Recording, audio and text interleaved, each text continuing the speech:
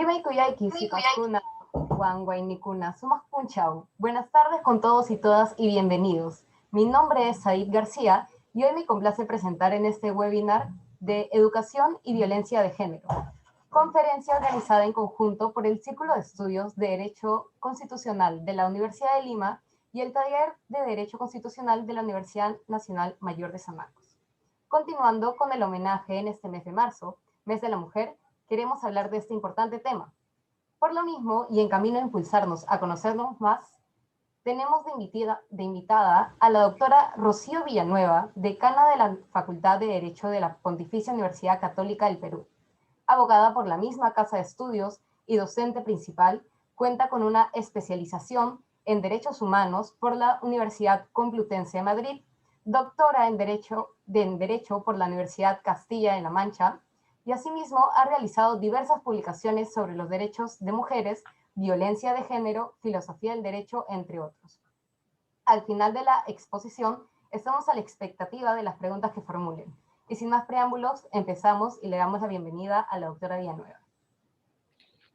Muy buenas tardes con todos y con todas. Quiero empezar esta presentación agradeciendo muy especialmente la invitación que me formularon el taller de Derecho Constitucional de la Universidad Nacional Mayor de San Marcos y el Círculo de Estudios de Derecho Constitucional de la Universidad de Lima a tratar el tema de la educación y la violencia de género.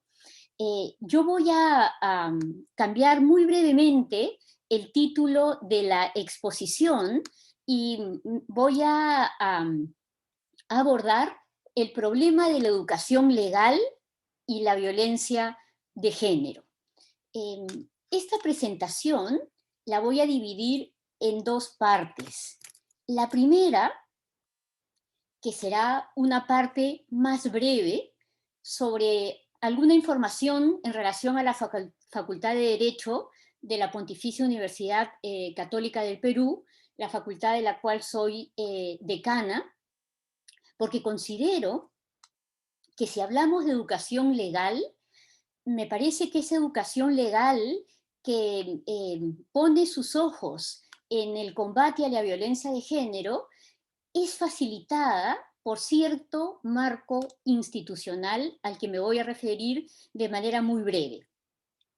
Y la segunda parte de mi exposición se va a centrar en la educación legal y la violencia de género, en aquellos aspectos del derecho y de la argumentación jurídica que importan en los casos de violencia de género. La primera parte, como les había dicho, se centrará muy brevemente en algunas cuestiones sobre el marco institucional de la facultad que me honro en dirigir. Y quiero empezar señalando que el plan de estudios que se aprobó en el 2014, pero que entró en vigencia en el 2015, el plan de estudios de la Facultad de Derecho señala de manera explícita la importancia de la argumentación jurídica y del compromiso que debe tener la enseñanza legal con los valores de la justicia y de los derechos humanos. Además, nuestro plan de estudios asume el paradigma del Estado constitucional. Y esto supone, sin duda, poner énfasis en la constitucionalización del ordenamiento jurídico, énfasis en las implicancias que tiene la constitucionalización del ordenamiento jurídico en la enseñanza legal y, sin duda, en la concepción del derecho. Mi intervención va a darse en el marco de la concepción postpositivista del derecho, porque considero, como dice Manuel Atienza, que es la concepción que da mejor cuenta de estos cambios que se producen en los ordenamientos jurídicos, cambios que nadie niega, pero que sí, esta concepción da mejor cuenta de esos cambios.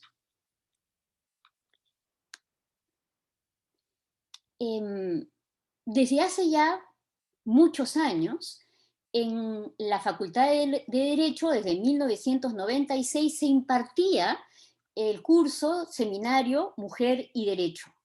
Desde el año 2012 se imparte el curso de Género y Derecho. Hay además otros cursos que abordan la problemática de la violencia de género, como es el curso de temas de Derecho Penal, y también hay una clínica sobre violencia de género. Pero además se ha trabajado una guía sobre el enfoque de género en la enseñanza del derecho, que es una guía que está pensada para profesoras y profesores del Departamento de Derecho, para que tengan ciertas herramientas para entender y aplicar e incorporar el enfoque de género en la docencia. Y además, en el año 2019, el Consejo de Facultad aprobó un plan frente al hostigamiento sexual. Pero como les decía, esta es solamente una breve síntesis sobre algunos temas que considero que son muy importantes cuando se habla de enseñanza legal y violencia de género. En esta segunda parte nos vamos a ocupar de los siguientes 4 temas. El primero, también muy importante cuando abordamos este tipo de problemas, nos vamos a ocupar en primer lugar de las críticas a la neutralidad del derecho y vamos a abordar de manera muy sucinta algunas ideas en torno a la discriminación estructural.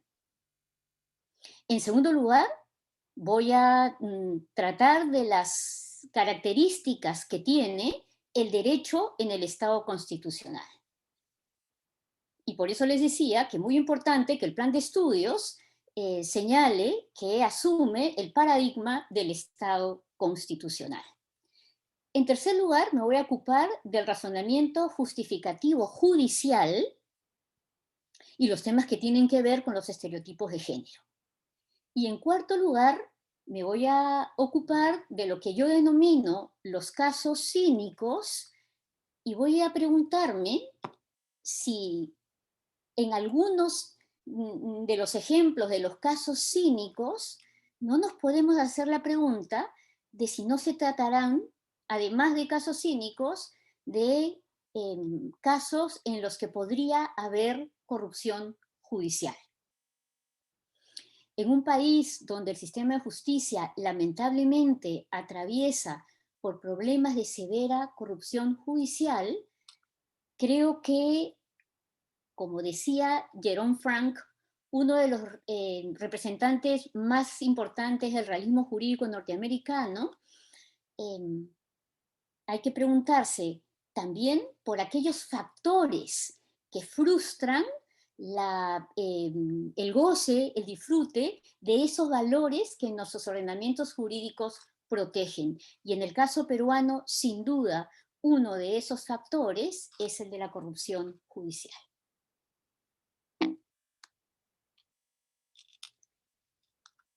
Primera cuestión. Las críticas a la neutralidad del derecho y el tema de la discriminación judicial. Cuando uno habla de las críticas a la neutralidad del derecho, me parece que es importantísimo hacer referencia a cómo y cuándo y dónde surgen estas críticas. Y estas críticas tienen que ver con la idea que se defendió a partir del siglo XIX,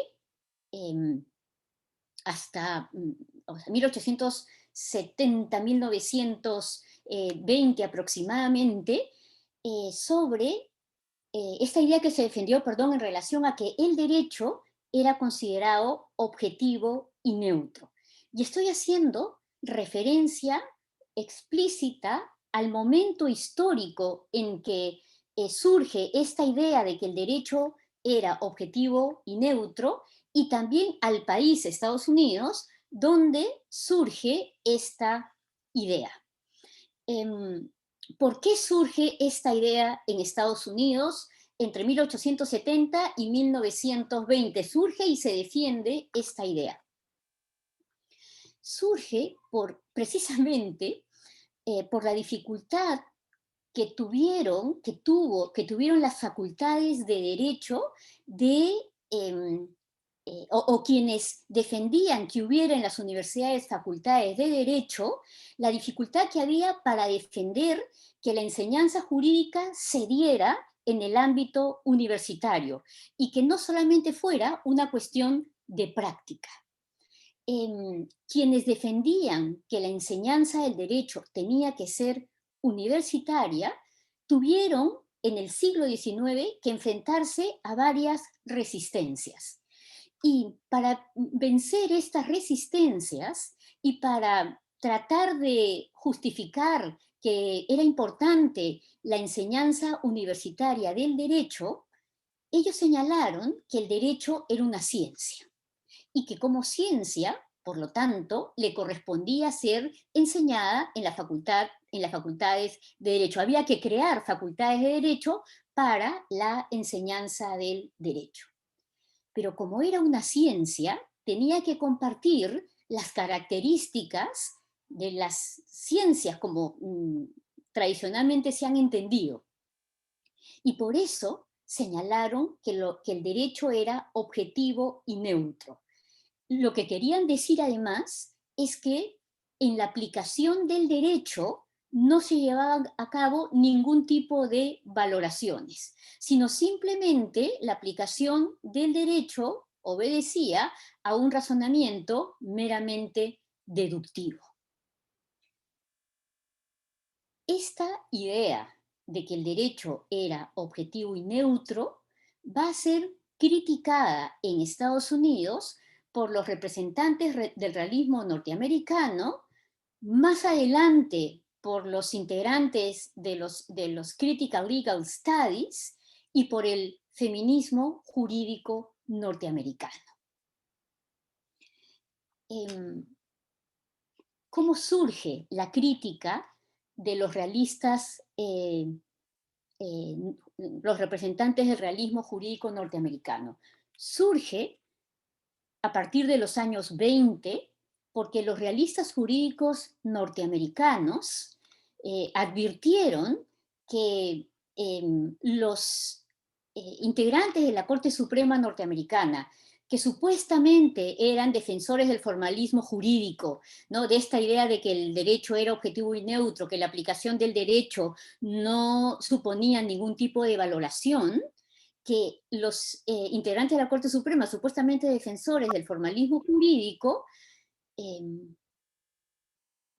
defendían el formalismo jurídico, pero al mismo tiempo llevaban a cabo un activismo judicial para defender posiciones conservadoras en las decisiones que adoptaba la Corte Suprema.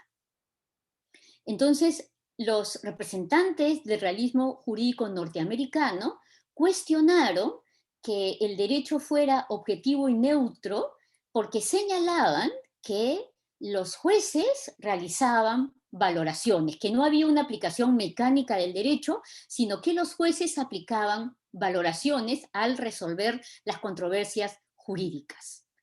Años más tarde, los Critical Legal Studies también criticaron la idea de la objetividad y neutralidad del derecho, porque más bien señalaban que los jueces respondían a determinadas posiciones políticas, ya sea liberales o conservadoras. Por lo tanto, el derecho no era ni objetivo ni neutro. Y a partir de los años 80, el feminismo jurídico norteamericano también criticó esta idea de la objetividad y de la neutralidad del derecho. ¿Qué señalaron las feministas, las abogadas feministas norteamericanas. Señalaron más bien, cuando criticaban la neutralidad del derecho, que la creación, aplicación e interpretación del derecho se había hecho desde la perspectiva exclusivamente masculina, y que más bien la neutralidad era el modelo masculino. Y como escribió en el 91 Catherine McKinnon, la masculinidad o el ser de los hombres era la referencia en el derecho, que cuando se hablaba de neutralidad, en realidad era una palabra que se utilizaba para disfrazar, para ocultar esta perspectiva masculina que tenía el derecho, que repito, había sido creado, se aplicaba y se interpretaba desde esa perspectiva.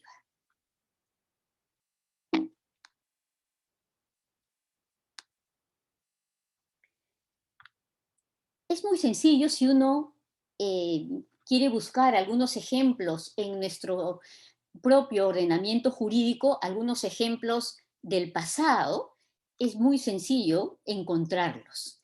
Yo he elegido uno, el artículo 178, que estaba incorporado en el Código Penal de 1991. Este artículo señalaba que en los casos de violación sexual, el agente quedaba exento de pena si contraía matrimonio con la ofendida, prestando ella su libre consentimiento después de restituida al poder de sus padres o tutor o a un lugar seguro. La exención de pena que se alude se extiende a los coautores.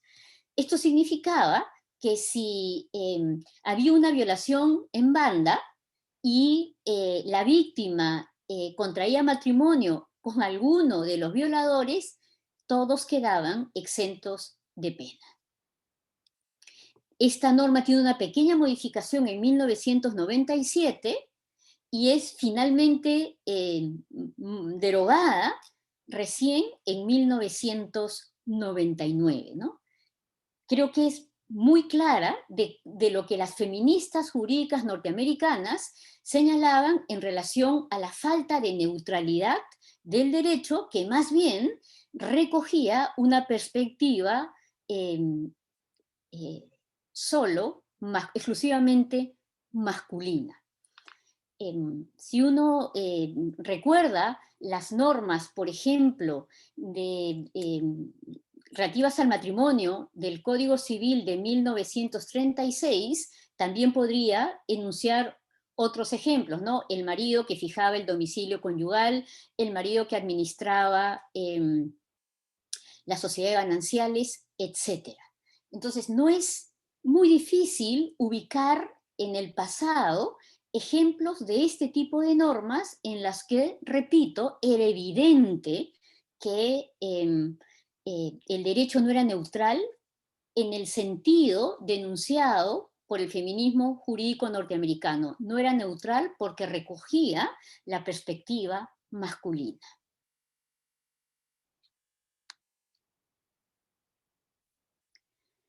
Por eso, creo que es bien importante recordar que la Constitución peruana de 1979 reconoce por primera vez de manera explícita la igualdad entre hombres y mujeres, y que la Constitución vigente, en el artículo 2, inciso 2, reconoce el principio de igualdad y no discriminación.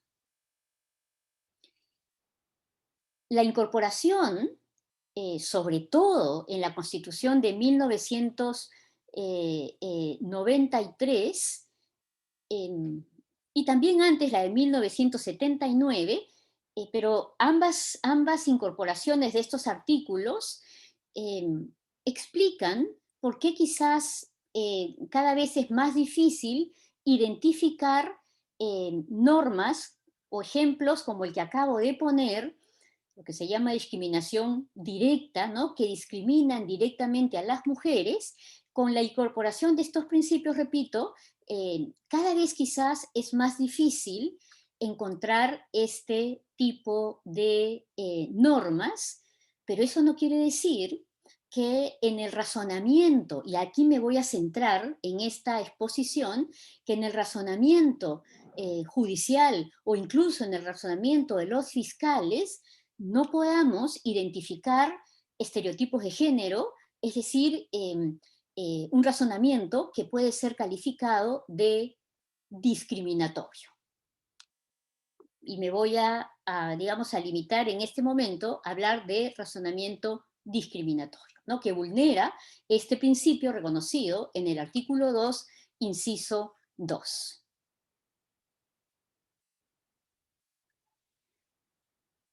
Pero el derecho,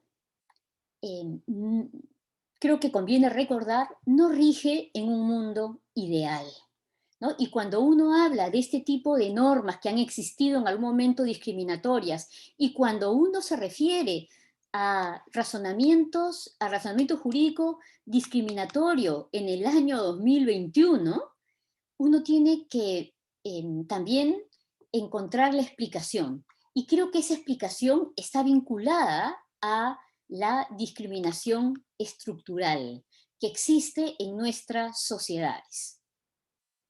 A la discriminación estructural se ha referido la Corte Interamericana de Derechos Humanos en varios casos.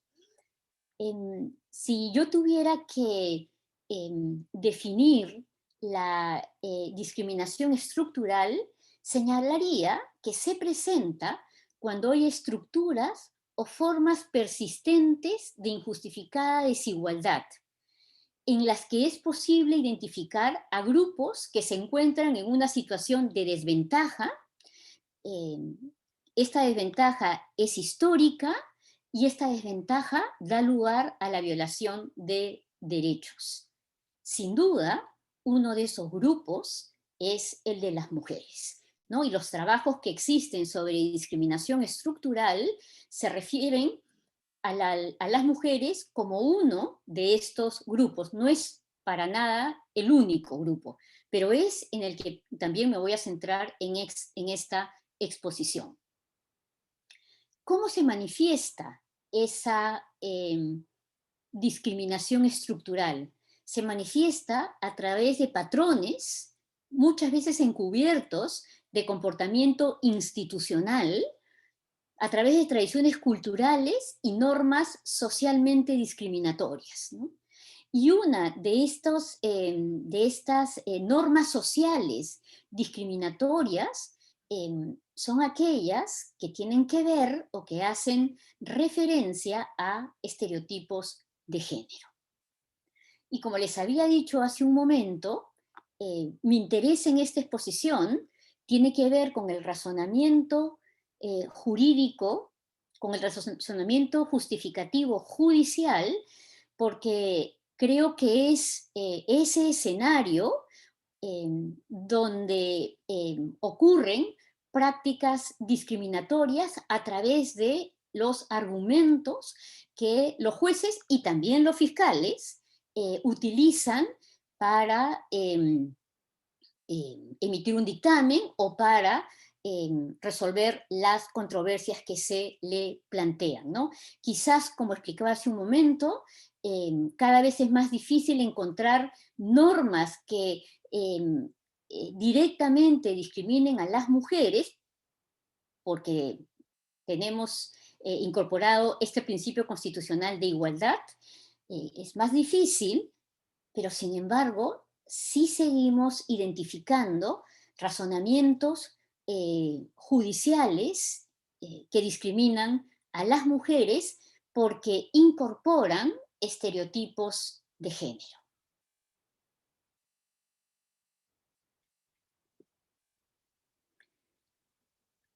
Y ahora, muy importante, ocuparnos de las características que tiene el derecho en el Estado constitucional. Yo había adelantado hace un momento que el derecho en el derecho de las democracias contemporáneas se ha operado un conjunto de cambios que realmente nadie discute, ¿no? La discusión está en sí el paradigma del positivista puede dar cuenta de esos cambios o si es necesario pensar, defender otro paradigma, el del positivismo jurídico, el del pospositivismo jurídico, perdón. Como he adelantado, esta exposición se enmarca dentro del paradigma postpositivista.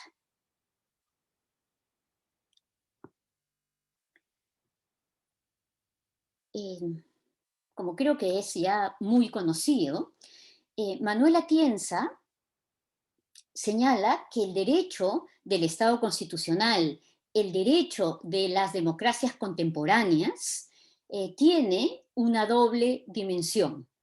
Y una dimensión autoritativa, sin duda, tiene una dimensión valorativa. Y es además una práctica social.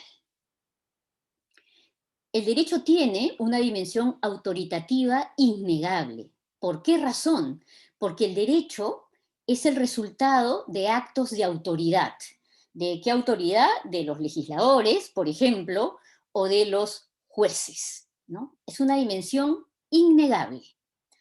Pero nuestros ordenamientos jurídicos, las constituciones de nuestros ordenamientos jurídicos, incorporan principios, incorporan derechos. Tienen, por lo tanto, también una dimensión valorativa innegable. Esta dimensión valorativa, que se expresa en el reconocimiento de derechos como la libertad, la integridad, ahora que estamos hablando de violencia de género, o la dignidad, tiene consecuencias importantísimas respecto del resto del ordenamiento jurídico.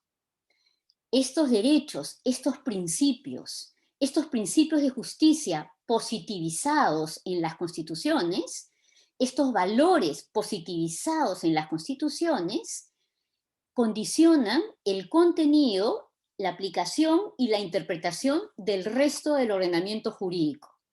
No solamente el Congreso, los legisladores, tienen que aprobar normas que respeten, que guarden coherencia con los derechos y principios reconocidos en la Constitución, sino también los jueces tienen que resolver respetando esos principios, ¿no? Entre ellos, la igualdad. También la integridad, como acabo de decir, y como voy a abordar en un momentito, la imparcialidad judicial.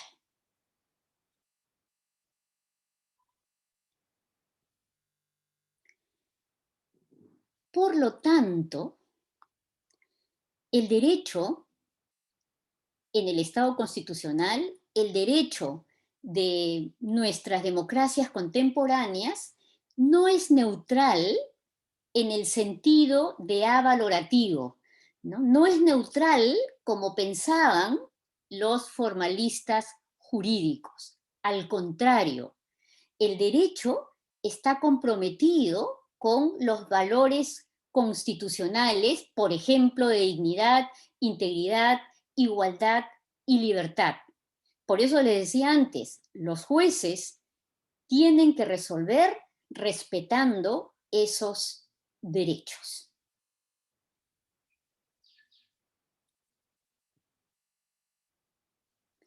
Esta dimensión valorativa, la incorporación de derechos en las constituciones, también trae como consecuencia que el derecho tenga una pretensión de corrección, que el derecho pretenda ser justo. ¿Por qué pretende ser justo? Precisamente porque incorpora estos principios de justicia como son la dignidad, la libertad, la integridad, etc. Y esta idea de Alexi, que es el derecho tiene una pretensión de corrección, ¿no? Y por supuesto, los jueces pueden fallar contra un principio, pero eso no quiere decir que el derecho no tenga una pretensión de corrección. Un juez puede equivocarse, eso es un ser humano, pero el derecho como un todo, como dice Alexis, formula una pretensión de corrección. Al incorporar estos derechos, pretende ser justo, porque si no, no los incorporaría. Y creo que también hay que pensar que el sentido que tiene la incorporación de esos derechos respecto, como acabo de decir, del resto del ordenamiento jurídico. Manuel Atienza señala que esta pretensión de corrección es una pretensión de objetividad. Y en este momento lo que voy a decir es que el derecho de nuestras democracias contemporáneas no es una mera expresión de poder, no es una mera expresión de intereses personales, no es una mera expresión del machismo, para hablar del tema que hoy nos convoca. No puede ser una mera expresión de poder. ¿Por qué? Porque tiene una dimensión valorativa. Y esa dimensión valorativa impide que el derecho sea solo una mera expresión de poder, como podría suceder en una dictadura, donde el derecho es solo una mera expresión de quien tiene el poder, ¿no? De quien está en el poder de turno. En las democracias contemporáneas, esa no es la concepción del derecho. Y no es, repito una vez más, porque tiene una dimensión valorativa.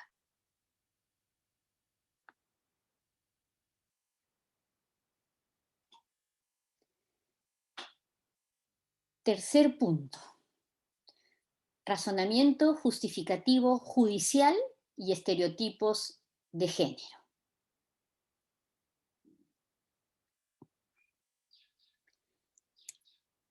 Miren, hasta un positivista como Luis Prieto Sanchís sostiene que si en algo cambia el panorama jurídico por la incorporación de principios en la Constitución, es en el papel relevante que va a asumir la argumentación o el razonamiento jurídico, la justificación racional de las decisiones. Me parece que es bastante claro que hay una exigencia en nuestras democracias de que las autoridades justifiquen sus decisiones. Una de esas autoridades que tiene la obligación de justificar sus decisiones son los jueces. No es la única, por supuesto, pero repito, es de la autoridad de la que me voy a ocupar. Las decisiones judiciales, por lo tanto, deben estar justificadas. La justificación de las decisiones, sin duda, contribuye a combatir la arbitrariedad en la aplicación o interpretación del derecho y sin duda también contribuye a combatir la corrupción. Por eso es que es tan importante identificar aquellos argumentos que no pueden servir para justificar una decisión. Más bien, identificar aquellos argumentos que tienen que ser excluidos del derecho. ¿Por qué razón? Porque la incorporación de principios constitucionales también impone límites al derecho. No todo vale o cabe en el derecho. Y esto es algo muy importante que creo que a veces no se resalta como debería resaltarse en la educación legal, ¿no? Y es una idea que quiero enfatizar en esta exposición. No todo tipo de argumento vale lo mismo, no todo argumento cabe en el derecho. Los principios constitucionales, repito, imponen límites al derecho y sin duda imponen límites al razonamiento judicial. Al contenido de las leyes, quizá eso es algo más claro, pero también a el tipo de argumentos que pueden utilizar los jueces para resolver una controversia, un conflicto, un caso.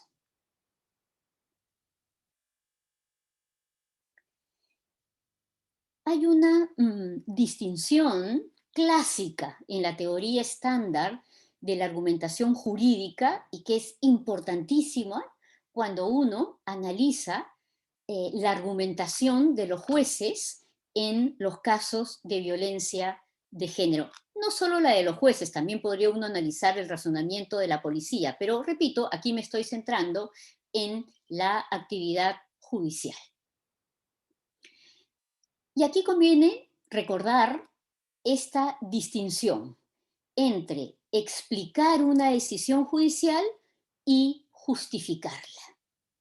Esta distinción entre explicar y justificar una decisión judicial es paralela a la que se hace en la teoría estándar de la argumentación jurídica entre lo que se conoce como el contexto de descubrimiento y el contexto de justificación. Los jueces lo que tienen que hacer es justificar sus decisiones. No las tienen que explicar, las tienen que justificar. Pero veamos cuál es la diferencia.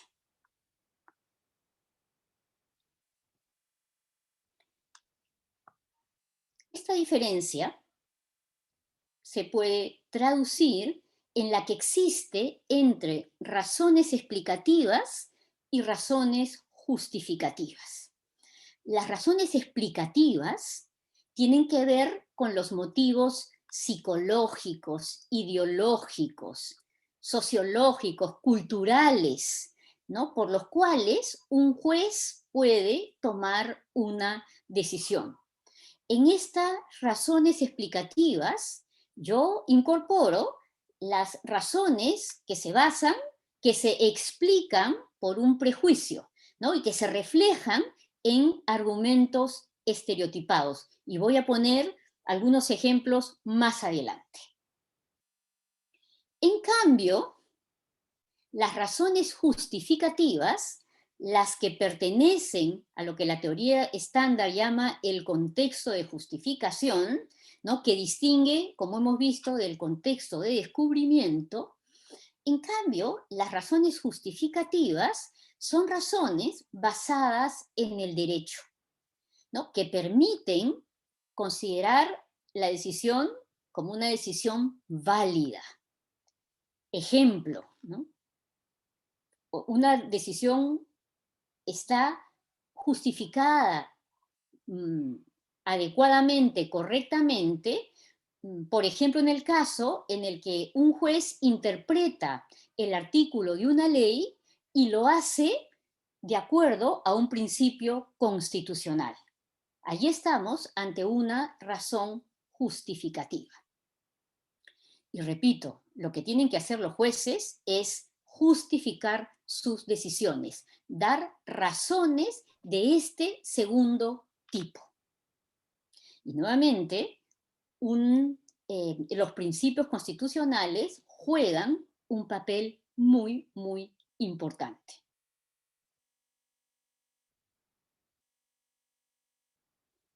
¿Por qué nos interesa la distinción entre el contexto de descubrimiento y el contexto de justificación, ¿no? ¿Por qué en esta exposición yo les hablo de esta diferencia?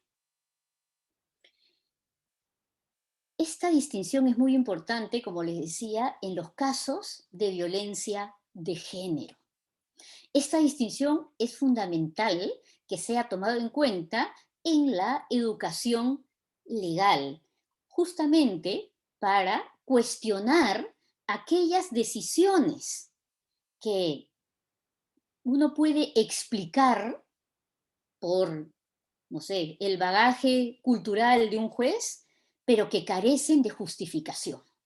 Y carecen de justificación porque no están basadas en esas razones justificativas que son las que debe invocar un juez cuando sustenta una decisión. En los casos de violencia de género, como vamos a ver en los ejemplos que voy a poner en un momento, lo que uno puede identificar es que hay razones explicativas que transitan al contexto de justificación, ¿no? Y por lo tanto, estas razones explicativas que uno identifica en la motivación judicial lleva a que tengamos decisiones que vulneran sus derechos. Yo podría explicar esa decisión y podría decir, esa decisión se explica porque el juez lo que ha hecho es resolver de acuerdo exclusivamente a sus opiniones personales en relación, por ejemplo, a el comportamiento que debe tener una víctima de violación sexual. Pero eso es una explicación. Y entonces yo diré, esta decisión no tiene justificación porque apela a razones explicativas y porque no se basa en razones que provee el derecho. Y quizás en estos casos, y vamos a ver casos que son absolutamente claros, les voy a poner ejemplos absolutamente claros, probablemente las autoridades consideren que ellas pueden resolver los casos sobre la base de sus criterios personales, de sus criterios subjetivos, como si el derecho no exigiera objetividad.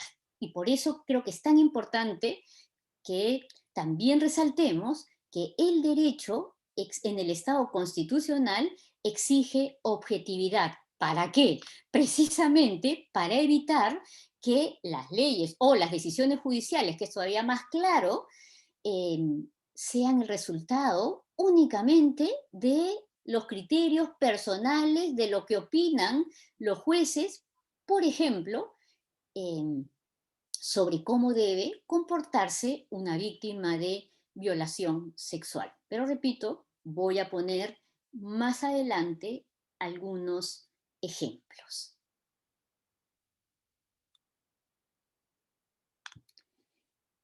Las exigencias de la argumentación, de la justificación en la racional de las decisiones son bastante claras cuando nos enfrentamos a los problemas que se plantean en el derecho, a los problemas que abogadas y abogados tenemos que resolver en el derecho.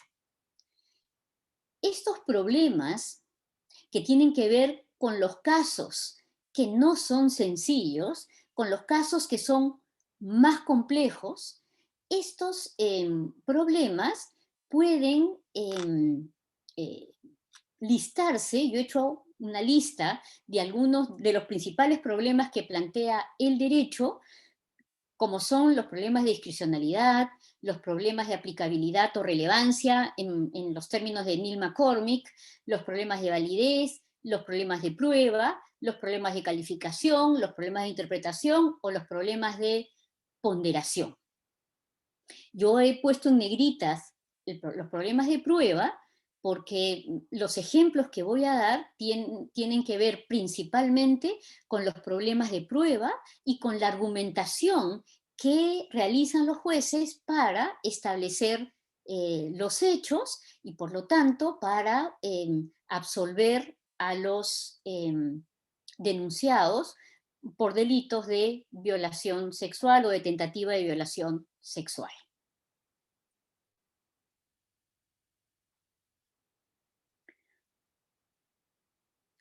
De manera más explícita, ¿cuándo hablamos de que una decisión está justificada? ¿Cuándo decimos que una decisión judicial es objetiva? Nos referimos a una decisión justificada o a una decisión objetiva cuando se sustenta en razones válidas. Y esto ha hecho que en el derecho, ya desde hace varios años, cobre tanta importancia la argumentación jurídica. Cuando yo estudié Derecho, la verdad que no se tocaba el problema de la argumentación jurídica. Eso ha cambiado ya desde hace algunos años porque, repito, la incorporación de derechos en las constituciones, ¿no? Y esta idea de que la Constitución es un documento normativo, trae como consecuencia que haya una mayor exigencia en la argumentación que hacen los jueces, que haya una mayor exigencia de que la justificación sea una justificación racional, y repito una vez más, y no el resultado de las opiniones personales del juez o de lo que piensa la mayoría en una sociedad. Y por eso, otra vez, en la teoría estándar de la argumentación jurídica se estudian esos criterios objetivos que dan carácter racional a la práctica de justificar decisiones. Yo he puesto algunos ejemplos, digamos, los criterios, perdón, que más conocidos en la literatura sobre argumentación jurídica. Empiezo por la coherencia, que tiene que ver, para el caso que nos interesa, en que las decisiones judiciales sean coherentes con los principios constitucionales. Pero hay otros como la consistencia, la universalidad, la atención a las consecuencias o la razonabilidad. Estos criterios, ¿no?, tan estudiados en la teoría de la argumentación jurídica, estos criterios nos van a permitir distinguir entre buenos y malos argumentos, entre argumentos correctos e incorrectos, entre decisiones correctas e incorrectas. Como les decía hace un momento, me parece que en la formación legal, en la educación legal, tenemos que insistir mucho más en que es posible distinguir entre buenos y malos argumentos, que no todo argumento no todo argumento cabe en el derecho, y que hay sin duda argumentos mejores, argumentos más fuertes, y hay, tampoco tengo ninguna duda, argumentos absolutamente deleznables que no deberían tener cabida en el derecho, que no deberían tener cabida en el razonamiento justificativo judicial. ¿Por qué razón? Aquí nos vamos a ocupar de aquellos argumentos que vulneran los principios de igualdad y de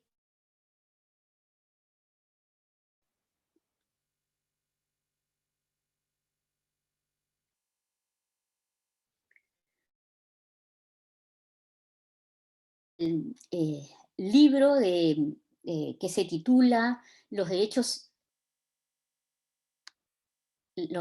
en serio, hace muchos años, repito, en el libro de Ronald Dworkin, que se titula Los derechos en serio, él hizo una pequeña lista de aquellos argumentos, de aquellas razones que no servían para justificar una posición. Yo podría decir, para hacerlo más claro, aquellas razones, aquellos argumentos que no sirven para justificar una decisión judicial. Y en esta pequeña lista que he traído para esta exposición, se identifican 4. 1, aquellas razones que están basadas en un prejuicio. Y aquí incluyo los estereotipos de género. No valen esas razones, esos argumentos para justificar una posición. Tampoco valen aquellos argumentos que se basan en meras reacciones emocionales. Allí son los ejemplos que él da, ¿no? Me enferma algo, porque estas razones suelen expresar fobias. Tampoco sirven aquellas proposiciones de hecho que son falsas. Y yo pongo un ejemplo de nuestro país, que no es muy antiguo. Hace algunos pocos años, una congresista en un proyecto de ley señaló que el enfoque de género daba cáncer y SIDA. Esa es, por supuesto, una razón que no cabe en el derecho porque es falsa, ¿no? No hay ningún dato científico que permita decir que el enfoque de género da cáncer o da SIDA, y yo quiero recordar que la medicina moderna se basa en evidencia. Y tampoco sirve para justificar una posición aquellas razones que se basan en creencias ajenas. en esta exposición me interesan las razones del primer tipo, porque son las que identificamos en los argumentos que sirven para absolver o para archivar una denuncia en el Ministerio Público en los casos de violencia de género. Concretamente yo he traído ejemplos de casos de violación sexual.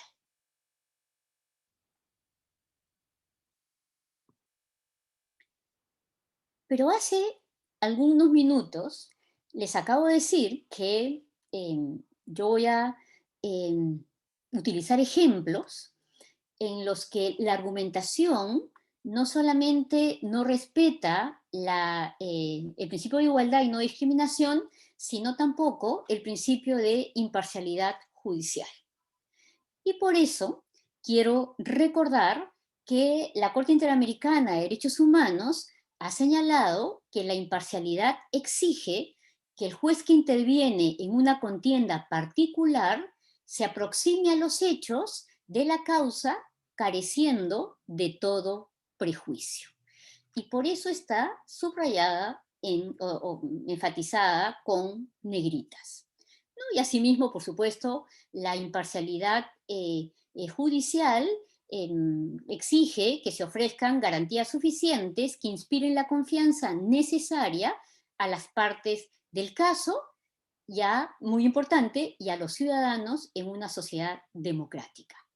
Pero a mí me interesa para esta exposición la primera parte de la imparcialidad judicial.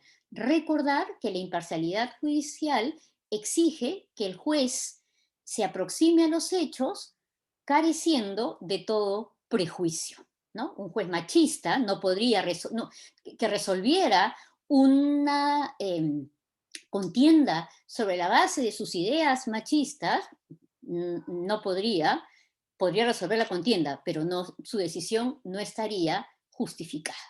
Y lo mismo, cuando se argumenta y se utilizan estereotipos de género, estamos precisamente ante un supuesto de prejuicio. Los jueces tienen que resolver libres de sesgos.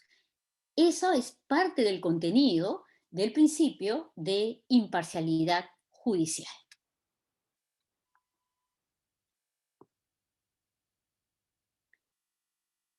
Y aquí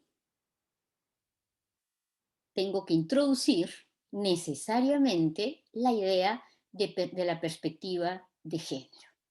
¿Por qué razón?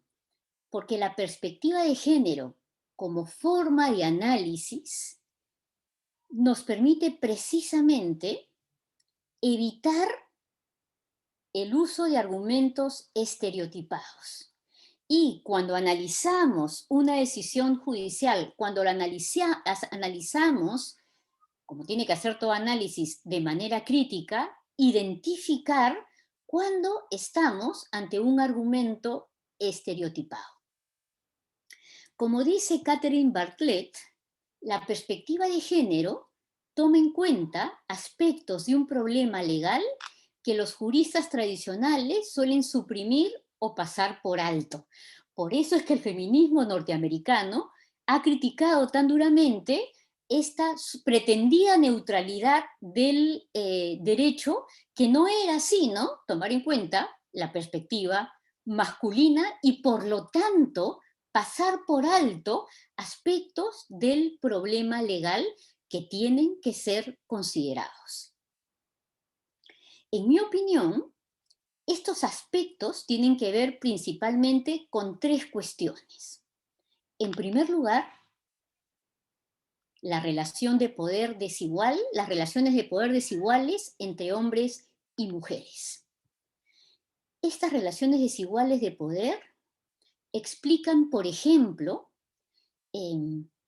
por qué el mayor número de víctimas de violencia intrafamiliar son mujeres.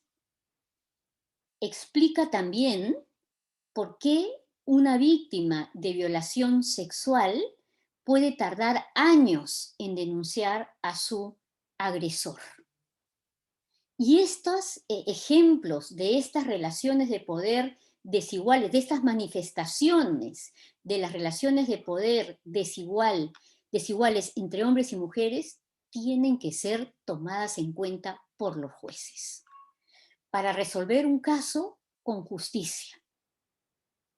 La perspectiva de género también toma en cuenta las experiencias de las mujeres, ¿no? En el derecho hay que tomar en cuenta también esas experiencias al momento de resolver los casos y que también tienen muchísimo que ver con lo que acabo de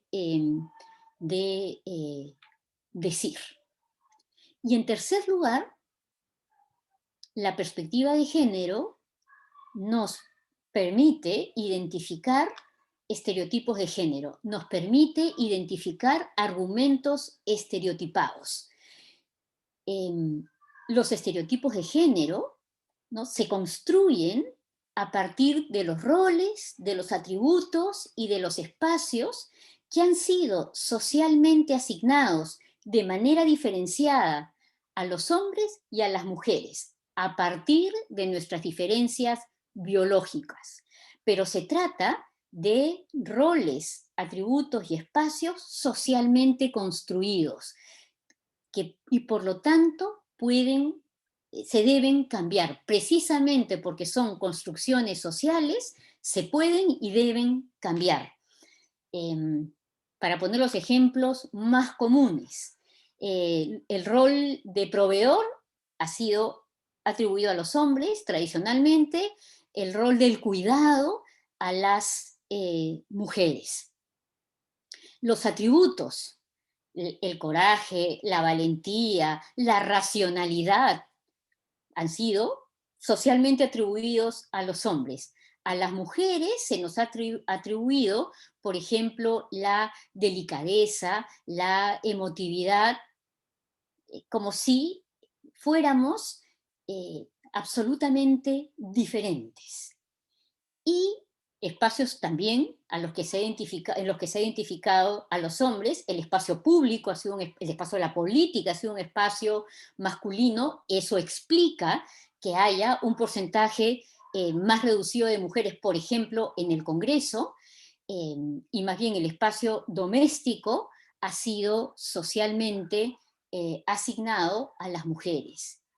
El ámbito del derecho, el ámbito de lo jurídico, también ha sido un espacio tradicionalmente masculino, ¿no? Eso explica que las autoridades en las facultades de Derecho hayan sido, y sigan siendo, en algunos casos, principalmente hombres. Que los profesores principales en las universidades sean mayoritariamente hombres y que las profesoras principales en nuestras facultades seamos todavía un número muy reducido.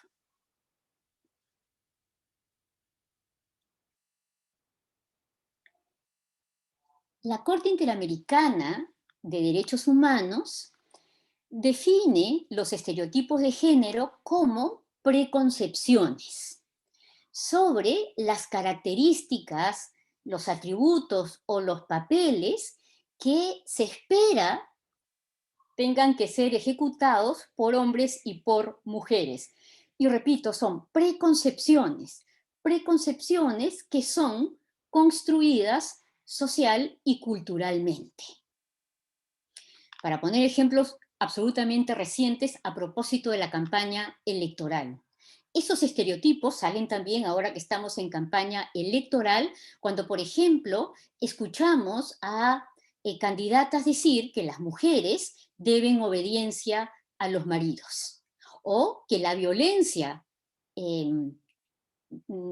intrafamiliar, la violencia sexual intrafamiliar, es consecuencia del uso de estereotipos. Estos son ejemplos clarísimos de estereotipos de género, porque quienes defienden estas ideas lo hacen porque tienen una preconcepción de cuál es el comportamiento sumiso que deben tener las mujeres en relación a sus maridos. Pero estas son construcciones culturales que tenemos que combatir para garantizar una sociedad más justa en la que se respete el principio constitucional de igualdad y no discriminación. La perspectiva de género me permite identificar estos estereotipos y una vez identificados, cuestionarlos a la luz de los principios constitucionales. La Corte Interamericana de Derechos Humanos ha dicho más en relación a los estereotipos de género. Ha señalado que la creación y uso de estereotipos se convierte en una de las causas y consecuencias de la violencia de género contra las mujeres. En el ejemplo que les acabo de dar, es evidentemente clara que si alguien dice que la violencia es consecuencia del uso de estereotipos, me queda clarísimo, perdón, del uso de anticonceptivos, me queda clarísimo que los estereotipos de género, como dice la Corte, son causa y consecuencia de la violencia contra las mujeres. En segundo lugar, la Corte ha dicho que la subordinación de las mujeres se agrava cuando los estereotipos de género se reflejan de manera implícita o explícita en el razonamiento y en el lenguaje de las autoridades. Yo me voy a ocupar o me estoy ocupando en este momento del razonamiento de los jueces, que utiliza estos argumentos estereotipados y que agravan la situación de subordinación de las mujeres, refuerzan la situación de discriminación y subordinación de las mujeres. Y en tercer lugar, ha dicho la Corte Interamericana, la creación y uso de estereotipos suponen discriminación.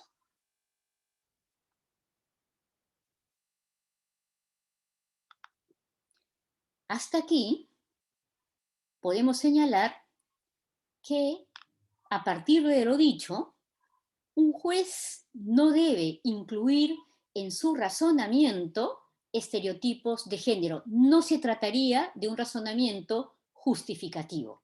¿Y por qué no puede incluir argumentos? ¿Por qué no debe incluir argumentos estereotipados? Porque estos argumentos violan los principios de igualdad e imparcialidad. Porque esos argumentos no son razones válidas en el derecho, no son razones que provee el derecho, y no lo son, repito, porque vulneran el principio de igualdad, por lo menos el principio de igualdad e imparcialidad.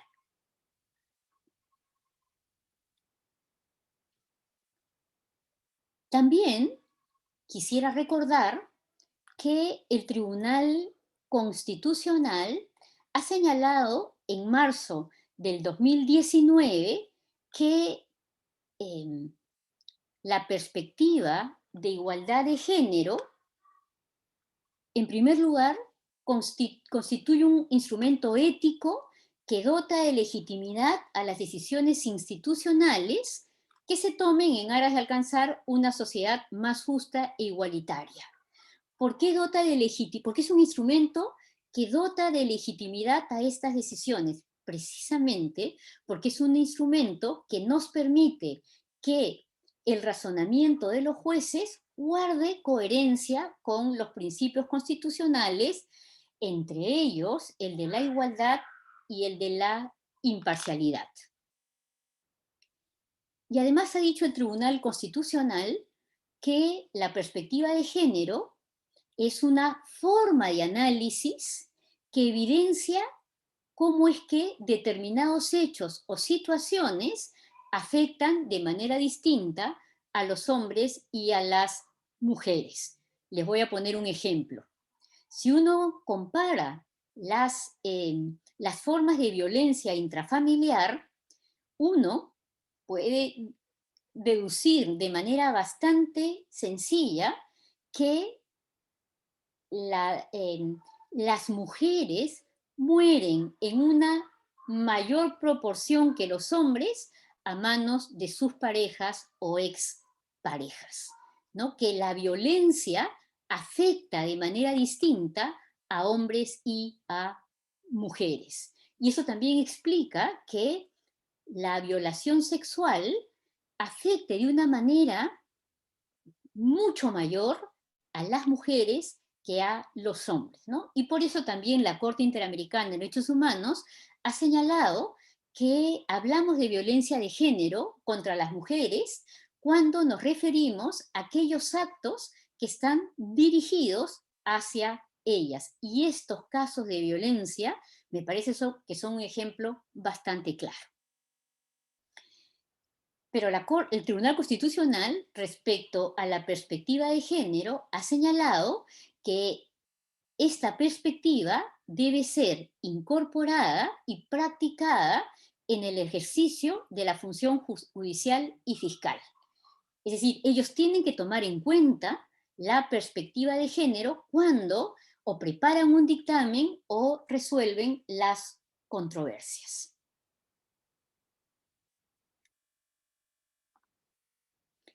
Y ya como último punto, el tema de los casos cínicos y la pregunta por la corrupción judicial.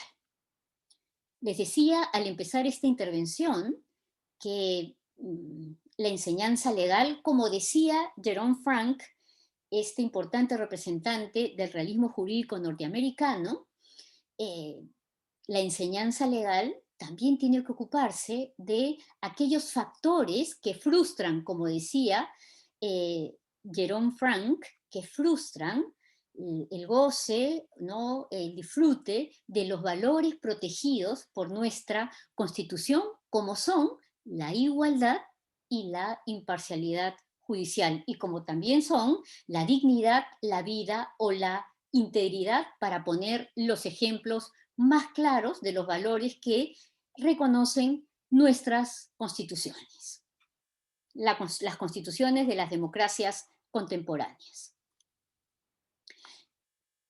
Y quiero empezar, antes de dar la explicación de los casos cínicos, quiero empezar recordando, me parece que fue el primer audio que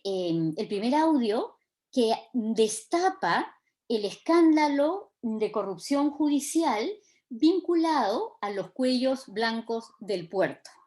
Como ustedes recordarán, este es un escándalo que ocurre, o que se destapa, perdón, en el año 2018 y que involucra a jueces de la Corte Suprema, ¿no? de la Corte Superior. Hay alguna sentencia respecto de algún juez de primera instancia, involucra a empresarios e involucra a abogados y a los exintegrantes del Consejo Nacional de la Magistratura. Esto es un escándalo probablemente el más grave de nuestra historia vinculado a la corrupción judicial y que precipitó, como ustedes recordarán, una reforma constitucional para instaurar la Junta Nacional de Justicia en reemplazo del ex Consejo Nacional de la Magistratura. Este primer audio, en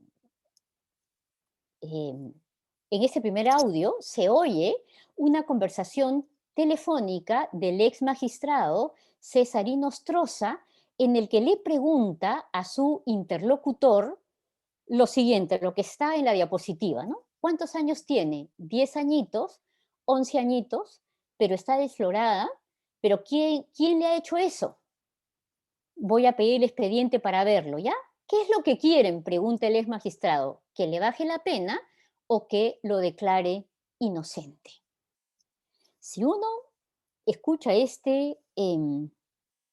esta conversación, parecería ser que hay una idea de que el derecho admite todo tipo de razones, que el derecho es absolutamente maleable y que por lo tanto, dependiendo de lo que quieran, que le bajen la pena o que lo declaren inocente, voy a acomodar los argumentos. Y lo que yo les he dicho hasta ahora es todo lo contrario, que hay razones que no caben en el derecho, que hay argumentos que no caben en el derecho del Estado constitucional. Y por eso yo me he preguntado si cuando los argumentos son cínicos, como voy a tratar de ejemplificar, no estaremos ante un caso de corrupción, porque son realmente argumentos de una exacerbada irrazonabilidad. Por eso es que le llamo casos cínicos. Y esta es una clasificación que yo he incorporado a la clasificación estándar entre casos fáciles y casos difíciles. Los casos fáciles son aquellos casos que no ofrecen ninguno de los problemas que he enunciado hace un momento, son casos muy sencillos que pueden ser resueltos a través de un razonamiento deductivo. Los casos difíciles son aquellos que plantean el conjunto de problemas a los que he hecho referencia hace un momento y que suelen tener que ver con principios constitucionales. Lo que yo he escrito lo que en algún lugar es que en los sistemas de justicia con severos problemas de corrupción judicial, a esa clasificación estándar de casos fáciles y casos difíciles hay que añadir los casos cínicos, porque son aquellos casos en los que los jueces resuelven o los fiscales deciden por razones que no suministra el derecho, por razones que no provee el derecho y cuya fundamentación es de una exacerbada irrazonabilidad. Por eso digo que linda con la desvergüenza descarada. Por eso le llamo casos cínicos. Y como son, digamos, de esta exacerbada irrazonabilidad, yo me pregunto si es que no tendríamos que sospechar no solo que nos encontramos, o tendríamos que decir que nos encontramos ante argumentos discriminatorios incompatibles con el derecho, sino que podríamos decir que probablemente están asociados a un supuesto de corrupción. Yo no niego, por supuesto, que los jueces puedan equivocarse, son seres humanos, pero repito, se trata de casos de una exacerbada irrazonabilidad. No se trata de un error, no se trata de casos en los que uno podría decir, bueno, son casos absolutamente complejos, donde, digamos, cabe preguntarse por algún tipo de razones, ¿no? Son casos tan difíciles en los que el juez probablemente se equivocó. No, no estoy hablando de esos casos, ¿no? Y por eso es que los ejemplos son tan ilustrativos. Voy a poner 3 ejemplos de lo que yo llamo casos cínicos y que incorporan un estereotipo de género. El primer ejemplo es uno muy reciente. La sentencia del Juzgado Penal Colegiado Supraprovincial, Zona Sur de Ica, del 8 de octubre del 2020, es decir, de hace poquitos meses. Es un ejemplo que estoy seguro todas y todos conocen, porque fue materia de difusión a través de los medios de comunicación y de las redes sociales. ¿Por qué es un caso que es materia de difusión? Precisamente por su exacerbada irrazonabilidad, que repito, linda con la desvergüenza descarada. Si no fueran si no pudiéramos detectar esta exacerbada irrazonabilidad, yo les garantizo que los casos no serían materia de esta difusión a través de redes y de los medios de comunicación en los que se les critica con bastante razón. En este caso, muy conocido, lo que dijo este juzgado es que se refirió a la truza femenina. Este es un caso de violación sexual, ¿no? En el que se absuelve al denunciado, y uno de los argumentos es que la truza femenina de color rojo con encaje en zona delantera, blondas en contorno de pierna, esta truza con estas características para los jueces era extraña, incompatible con la supuesta personalidad que presenta la víctima, que era tímida. Dijeron los jueces que esa timidez no guardaba relación con la prenda íntima que utilizó la víctima el día de los hechos. Imagínense si no será clarísima la preconcepción sobre las características y atributos, sobre el comportamiento que supuestamente tienen las víctimas. Para esto, estos jueces, una víctima que usa una truza de color rojo con encaje, ellos tienen un prejuicio, un estereotipo. Esa mujer que usa este tipo de prenda no puede ser tímida. Eso es un ejemplo clarísimo de esta preconcepción a la que hace referencia la Corte Interamericana cuando explica los estereotipos de género. Pero los jueces dicen más. Señalan que por las máximas de la experiencia, que no sé realmente de dónde sacan estas máximas de la experiencia a las que aluden, por eso digo que es de una, es- son cínicas, ¿no? Porque de dónde sacan que hay este tipo de máximas de experiencias, continúan los jueces, este tipo de atuendo interior femenino suele usarse en ocasiones especiales para momentos de intimidad, por lo que conlleva a inferir que la agraviada se había preparado o estaba dispuesta a mantener relaciones sexuales con el imputado, de allí que de forma consciente se autodeterminó para quedarse en la casa del imputado, en fin, porque además señala que contaba con la anuencia de su madre. Esto para mí realmente grafica claramente lo que es un caso cínico, un estereotipo de género, un argumento absolutamente irrazonable porque no existen esas máximas de la experiencia que lleven a decir que una mujer con una truza de esas características quiere tener relaciones sexuales. Por eso la Corte dice muy bien que los estereotipos de género agravan la subordinación de la mujer cuando son incorporados de manera implícita o explícita en el razonamiento de las autoridades. Y también tiene mucha razón la Corte Interamericana cuando dice que estos estereotipos son causa y consecuencia de la violencia contra las mujeres, porque lo que hace este tipo de argumentos es, entre comillas, naturalizar, ¿no?, la violencia contra las mujeres.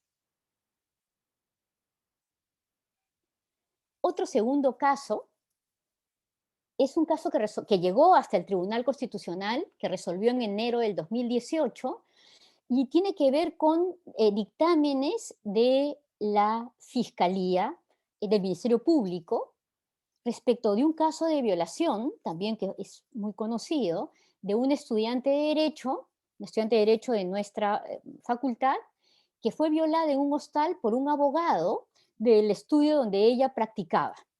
Em, Ella, después de tomar unas copas en esta reunión del estudio de abogados, ella termina en un hostal, amanece en un hostal, se despierta en este hostal y se da cuenta que está sangrando. Le pide al abogado del estudio donde practicaba, con el que amanece en el hostal, que la lleve al centro médico de la universidad. En el centro médico de la universidad le diagnostican desgarro perineal y sangrado activo. En el centro médico la tienen que suturar por ese desgarro y le dan anticoncepción oral de emergencia y antirretrovirales, que es el protocolo, ¿no?, que se aplica en los casos de violación sexual. Sin embargo, el Ministerio Público archivó la denuncia. Parte de la justificación del archivamiento de esta denuncia se basó en que la agraviada presentó la denuncia 42 días después de los hechos, en que era mayor de edad y en que era estudiante de Derecho.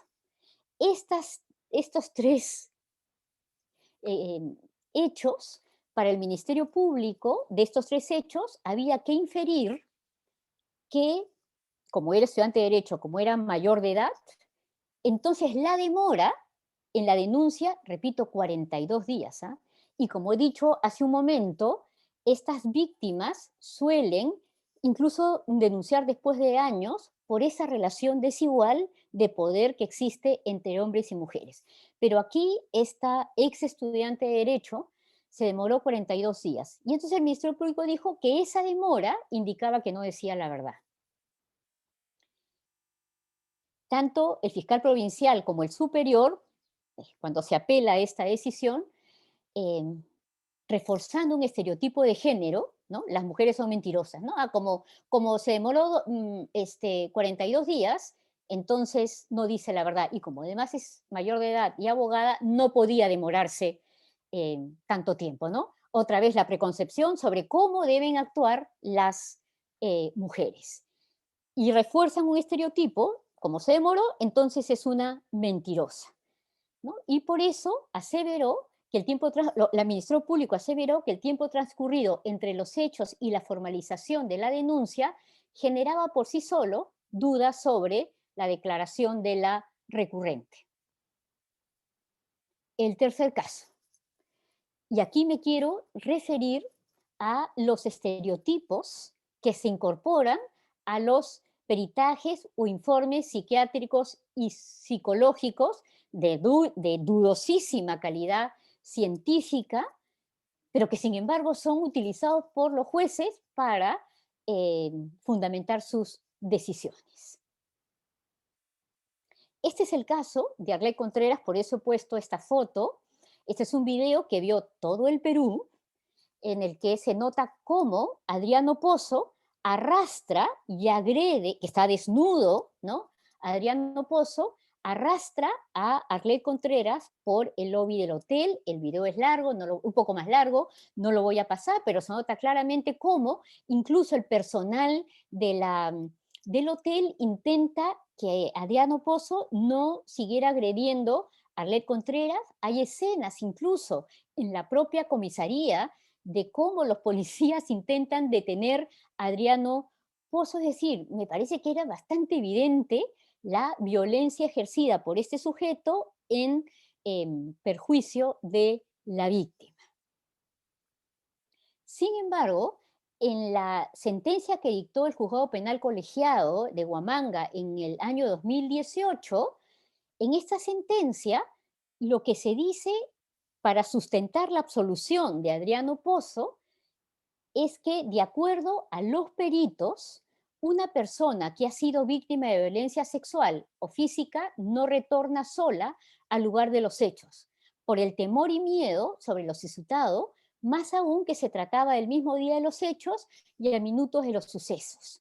Y esto tiene que ver con el hecho de que después de que están en la comisaría, Arlet regresa al hotel para recoger sus pertenencias personales. Y vuelvo a poner la imagen que vio todo el Perú, porque es precisamente el cinismo que se expresa en estas decisiones lo que me lleva a decir, estamos en un caso cínico, porque ¿cómo pueden decir los peritos cuando estamos viendo esas imágenes que una víctima de violencia sexual o física, hablando Arlet Contreras, no retorna solo al lugar de los hechos? Otra vez, una concepción sobre cómo reaccionan, una preconcepción, perdón, sobre cómo reaccionan las víctimas de violencia sexual. Absolutamente irrazonable. Y hay otro peritaje, además, en esa sentencia, en la que un informe, ¿no?, de una psicóloga, en la que señala, respecto de Adriano Pozo, que ante la negativa de un cariño puede agredir a una persona, pero no le puede causar daño a una persona que ama. Y nuevamente me pregunto, ¿cómo puede una profesional decir algo así cuando estamos viendo estas imágenes? Nuevamente le digo, estamos ante casos de una argumentación absolutamente irrazonable, que ya linda con la desvergüenza descarada. Si el denunciado no puede causar daño, ¿por qué arrastra a la víctima por los suelos, como se aprecia en el video? Por eso hablo de casos cínicos. Sin duda, en los ejemplos que he puesto, no está en duda que los imputados tienen derecho a la presunción de inocencia, ¿no? Tienen derecho a la defensa, ¿no? Que la hipótesis acusatoria tiene que ser contrastada con la prueba. Yo no pongo en duda eso. Lo que está en cuestión es la forma arbitraria en que se establecen los hechos y el uso de estereotipos de género. Y como he mencionado también hace un momento, el uso de estos estereotipos que expresan un sesgo machista son incompatibles, son incompatibles con el derecho porque violan el principio no solamente de igualdad y no discriminación, sino el principio de imparcialidad judicial, que como también he señalado, exige que los jueces resuelvan libres de prejuicios. Y ya finalmente, para terminar con esta exposición, quiero recordar que en el derecho del Estado constitucional de nuestras democracias contemporáneas hay mayores exigencias argumentativas.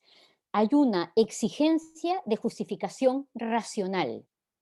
Y por lo tanto, es claro que los argumentos estereotipados, prejuiciosos, no solamente violan la igualdad, sino la imparcialidad judicial. La justicia, esa justicia que está expresada en el reconocimiento de principios constitucionales, es algo demasiado importante como para que nos resignemos en la enseñanza legal a que eh, se enseñe que, bueno, no podemos hacer nada porque es solo la expresión de preferencias personales o de las preferencias que comparte un grupo social.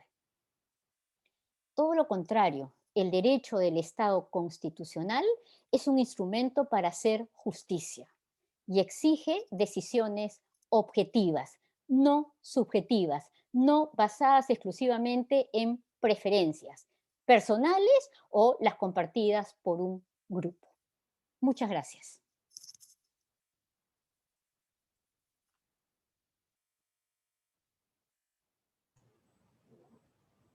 Muchas gracias, doctora, por su ponencia, muy enriquecedora, muy informativa, muy cierta.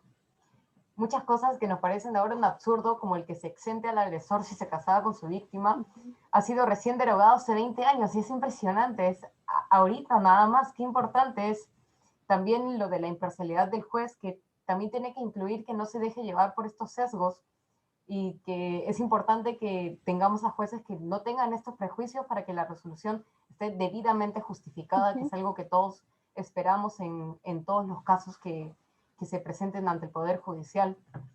Así que estos roles y atributos que hoy en día ya no están netamente tampoco dichos de que son solo de hombre o mujer, y hay muchos psicólogos que también ya están acertando en que ya estos roles no son netamente masculino o femenino, pero algunos todavía lo consideran así. Y por eso nos impresionamos si un hombre cocina en casa o hasta ayuda a limpiar y lo aplaudimos, ¿no? Y eso es algo que no debería ya pasar, ya que estas preconcepciones que en el Perú también está definido cultural, socialmente, hay que aceptar que son causa y consecuencia de la violencia de género, algo que debe cambiar para que ya no veamos más de estos casos cínicos que usted está mencionando. Así es. Entonces, si me permite, ya podemos empezar con las preguntas. Por supuesto. A ver, acá hay una pregunta en la cual indican que en el delito de feminicidio, la expresión por su condición de tal hace referencia a que se ejecuta solo por el sexo de la víctima, o hace referencia más bien a que la víctima no cumplió con determinados estereotipos de género. En ese sentido, ¿basta con dicha regulación punitiva para combatir la violencia de género? ¿Cuáles son los retos pendientes al respecto? A ver, creo que es necesario aclarar algunos términos. Los estereotipos de género a los que me he referido, que suponen unas preconcepciones sobre cómo supuestamente deberíamos actuar las mujeres, son estereotipos que debemos rechazar. ¿Por qué? Porque esa idea de cómo debe responder, por ejemplo, o actuar una víctima de violencia sexual, en el caso que he puesto, para que sea víctima, para que le creamos, debe denunciar inmediatamente. Es un caso típico de un estereotipo que discrimina porque incorpora una preconcepción sobre cómo deben actuar las víctimas de violencia de género. Eso hay que erradicarlas, ¿no? Esas son incompatibles con el derecho.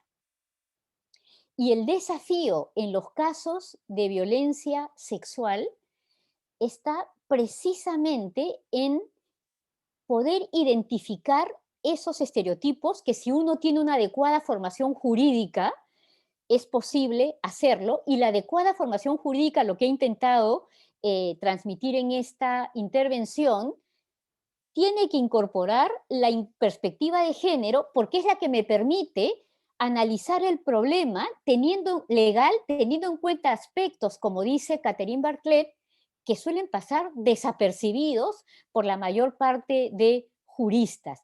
Y uno de esos aspectos es precisamente estos estereotipos que discriminan a las mujeres y que identificamos en el razonamiento de los jueces. Entonces, el desafío es tener una formación jurídica que, de la que este tipo de ideas forme parte, porque de lo contrario no vamos a poder advertir esos problemas, esos aspectos que no son de ahora, ¿no? Que han existido en el derecho desde siempre. Y por eso también es tan importante la formación en argumentación jurídica que me permita distinguir buenos de malos argumentos, argumentos, razones que provee el derecho de razones que son incompatibles con el derecho. Muchísimas gracias. Otra pregunta que realizan es de que, doctora, desde su perspectiva, ¿qué hace referencia al enfoque de género? ¿Qué opina sobre las propuestas de algunos candidatos que lo incluyen en sus planes de gobierno? A ver, me parece que la perspectiva de género tiene que estar incorporado en los planes porque además contribuye, por ejemplo, a que sea más eficaz la lucha, el combate hacia la violencia contra las mujeres. Así que no puedo sino estar de acuerdo con aquellos planes que incorporan la perspectiva de género. Otra es de que, si bien en la ponencia se ha abordado el tema de la educación legal, es importante incorporar un enfoque de género en todos los niveles de educación o en las películas o en las políticas que adopte el Estado en general. Sí, sin duda, yo me he enfocado en la educación legal porque, bueno, soy decana de una facultad de Derecho y es lo que creo que, soy decana, soy profesora de Derecho, escribo sobre estos temas y es lo que creo que debía hacer en esta intervención, pero por supuesto, ¿no?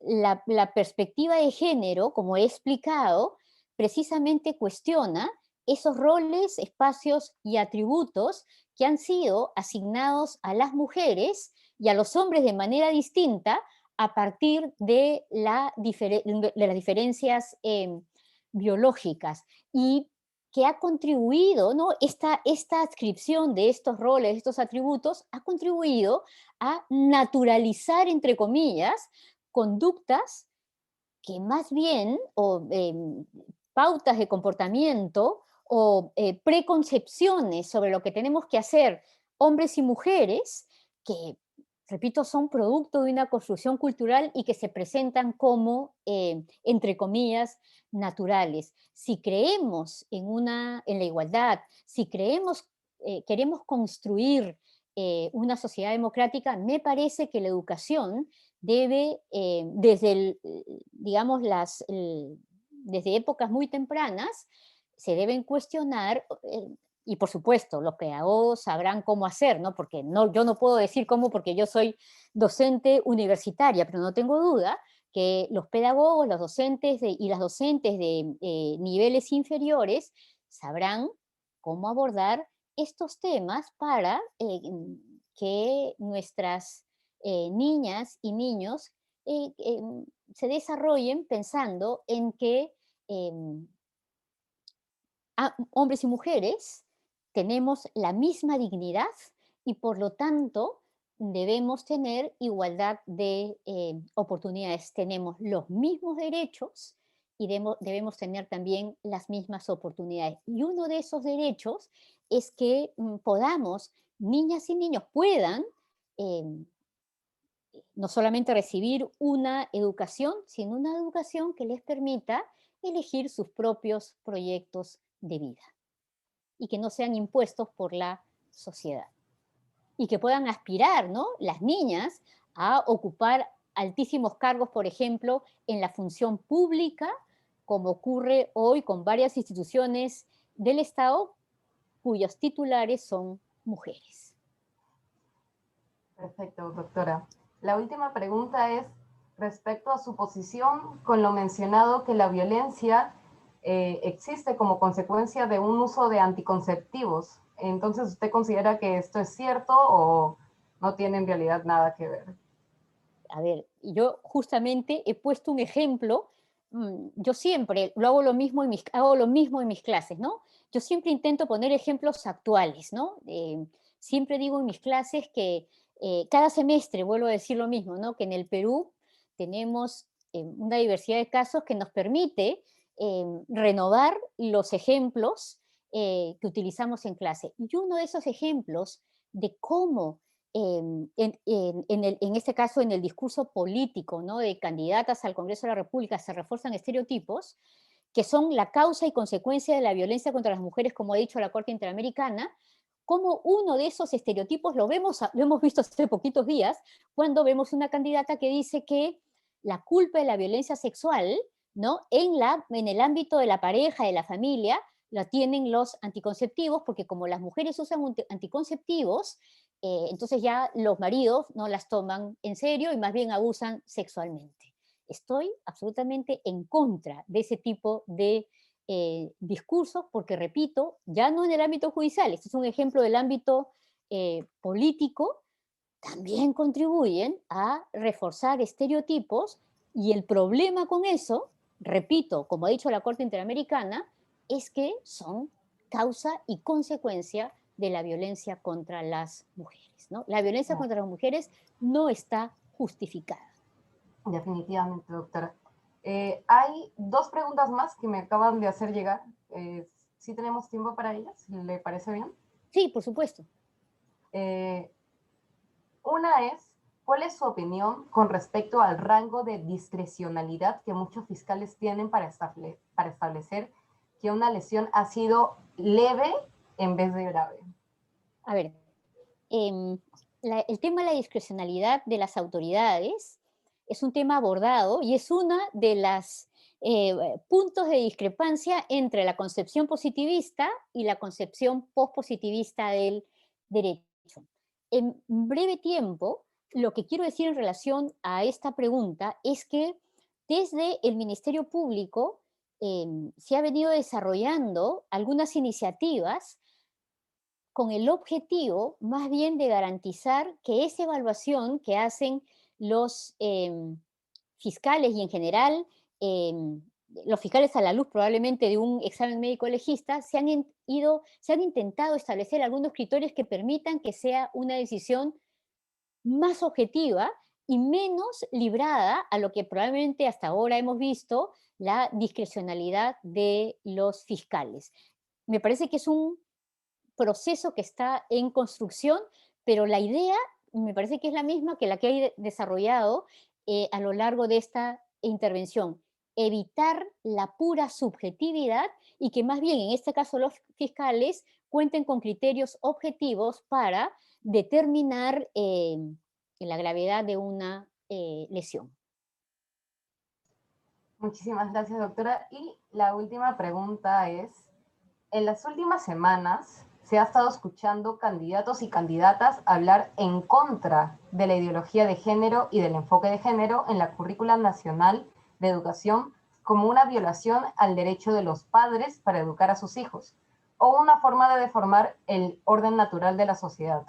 En lo particular, considero que es una forma más de desinformación y manipulación política. ¿Qué opina al respecto? A ver, por eso yo hablo siempre de lo que he escrito, que es la perspectiva de género, y explico, como lo he hecho hoy, qué significa la perspectiva de género. Em, que haya candidatos que están incluso en contra de lo que yo he explicado, pues sí, estamos en una democracia y en una democracia nos vamos a encontrar con posiciones absolutamente conservadoras que piensan en un orden natural de la sociedad, ¿no? Yo estoy en contra de esas posiciones porque más bien pienso que en la sociedad tenemos que corregir injusticias. Injusticias que son producto, como acabo de decir, de pautas o tradiciones culturales que no son naturales y que aunque se presenten como tales, y por lo tanto el derecho debe contribuir a eliminar esas injusticias. Y la perspectiva de género, y por eso me he detenido en explicarla, como lo dice el Tribunal Constitucional, es una herramienta de análisis que sirve para alcanzar la igualdad, para garantizar la igualdad.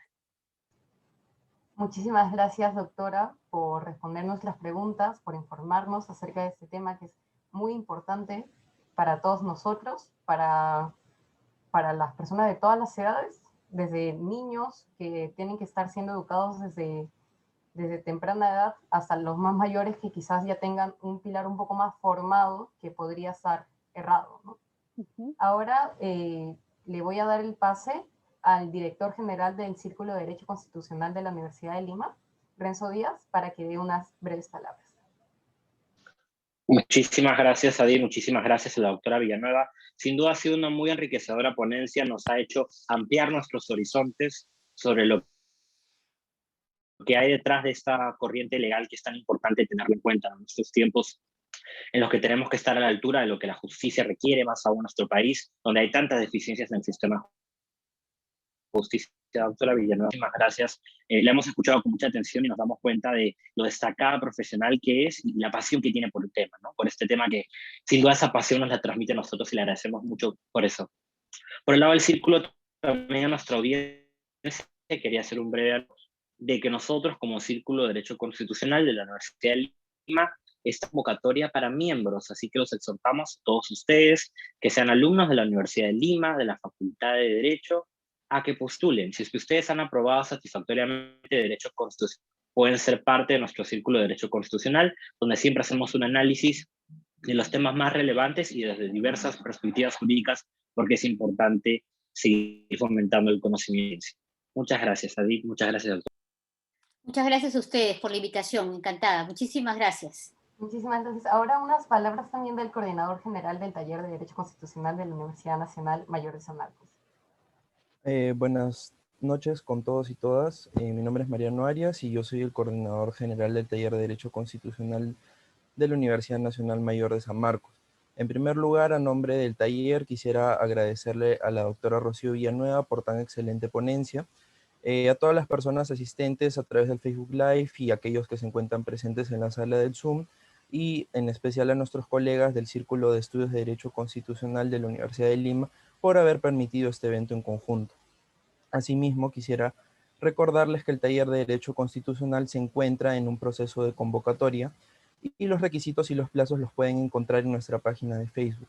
Sin más que agregar, reitero mis agradecimientos y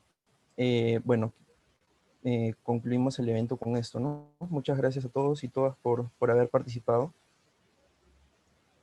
Muchas gracias, doctora. Muchas gracias a ustedes por la invitación. Muchísimas gracias. Hasta pronto. Tupananchikama, Masikuna.